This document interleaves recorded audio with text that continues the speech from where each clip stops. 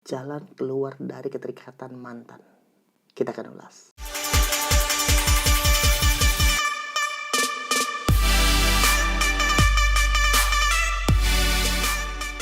Hai teman-teman, kembali lagi di akun YouTube saya Muhammad Ruman. Jadi teman-teman, kita kembali lagi akan membahas sesuatu hal yang ingin aku sampaikan, baik dari perspektifku, kisah tongkrongan, buku bacaan, pengalaman pribadi atau apapun itu.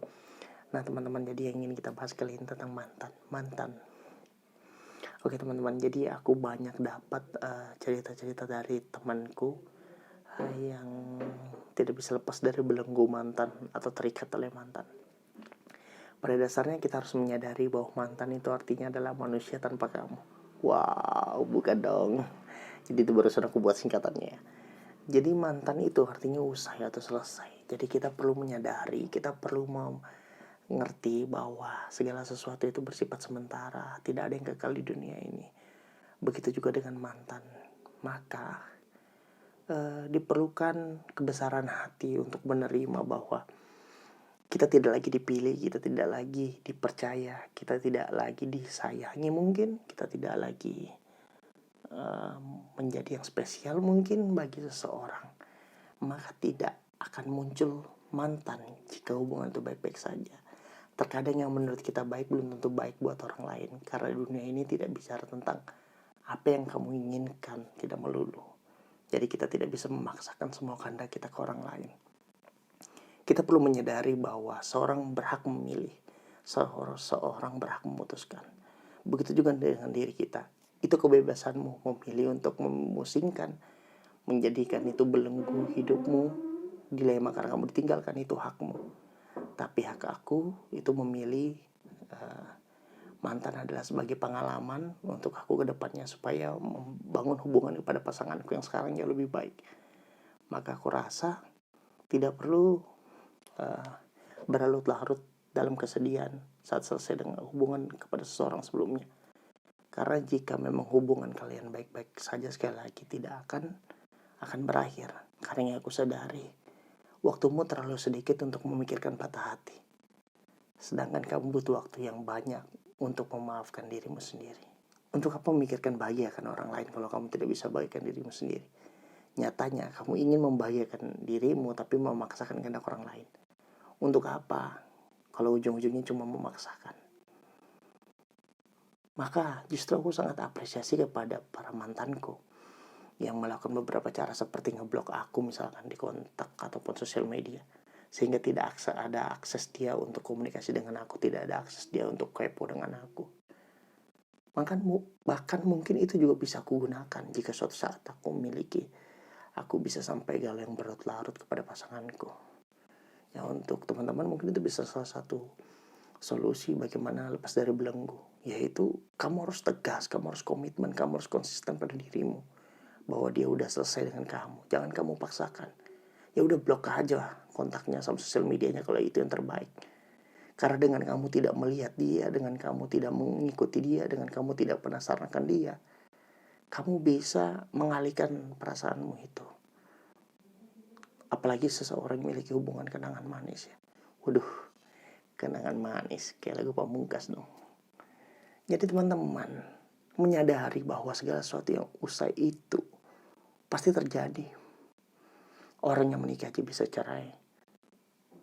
Orang yang masih pasangan suami istri sampai kakek nenek pun akan berakhir pada kematian, akan terpisahkan oleh kematian, akan terpisahkan oleh ajal. Kita menyadari itu dan kita telah menyaksikan beberapa contohnya. Tapi sangat dibingungkan sekali saat kamu tidak bisa keluar dari belenggu itu. Aku pribadi memang punya pengalaman pernah sayang sama orang yang ya kalau mungkin dibilang saat itu galau-galau banget ya. Tapi dibutuhkan waktu juga memang untuk berdamai dengan diri sendiri, menyadari bahwa kita bukan yang terbaik untuk dia. Poinnya sederhana gini, jika dia terbaik untuk kamu, dia tidak akan mencari orang lain. Seperti itu. Jadi jangan terjebak dengan kata-kata kamu terlalu baik buat aku. Bahkan orang yang sudah menikah aja bisa selesaikan hubungannya. Apalagi kalian yang masih bangun hubungan, bangun komitmen. Yang harus kalian pikirkan adalah bagaimana menata masa depan dan menjadikan pengalaman-pengalaman sebelumnya itu menjadi bahan kalian untuk terus introspeksi diri, untuk terus berusaha lebih baik dari hari kemarin.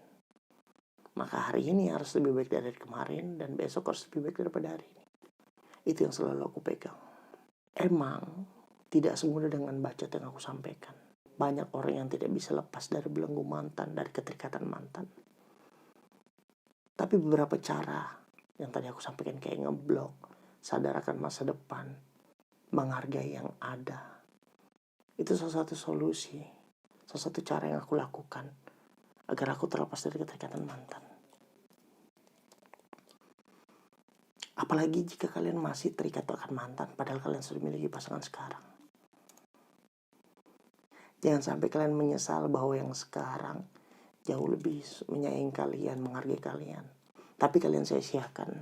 Bukan karena dia kecewa, tapi karena dia sadar ternyata dia bukan pilihan untuk kalian, tapi dia hanya pelampiasan.